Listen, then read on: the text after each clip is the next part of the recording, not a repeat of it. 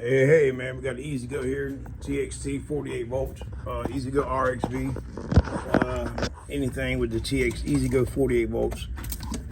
I'm going to show you how to bypass the charger port, the run inside the charger port. Depending on what year cart you have, some of them had them where if you washed the car and got the cart wet, the cart wouldn't run no more. So they've upgraded that since then, and you can tell if it's upgraded because they have the silver-plated version 2, and they weren't sealed where water wouldn't get to it. And a common thing to tell if they got wet, because it has a green light on it here, and the green light would stay on, indicating the charger's plugged in. Now, some of them it'll get wet, and still the green light won't come on. So what you want to do is, on the back of the charger plug, you got your black wire here, which goes to the main negative. You have your red wire here, which goes to the main positive. And then you have the gray wire, which is actually a thermal sensor right here. It just lets the car know if the batteries are hot. Instead of cooking the batteries, it actually shut the charger off.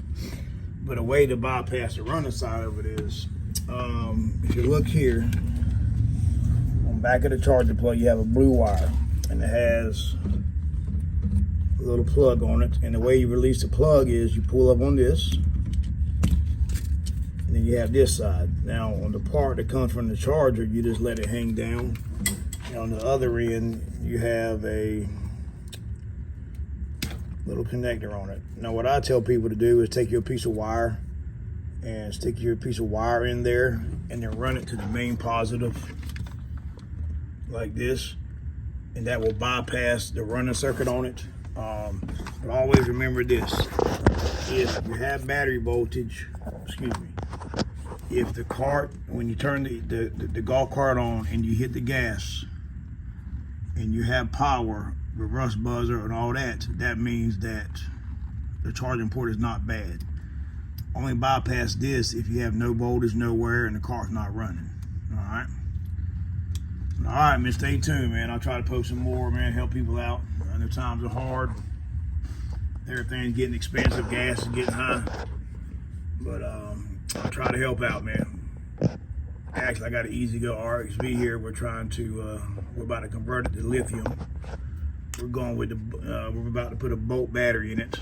So what we'll do is, like I just showed y'all, on the bolt battery, any lithium conversion you do away with the charging port, and you go with a regular 110 house plug. So even to do that, we're going to take it and run it to main positive ourselves, just to get it to run. That way you have to bypass it. All right, man, stay tuned, man.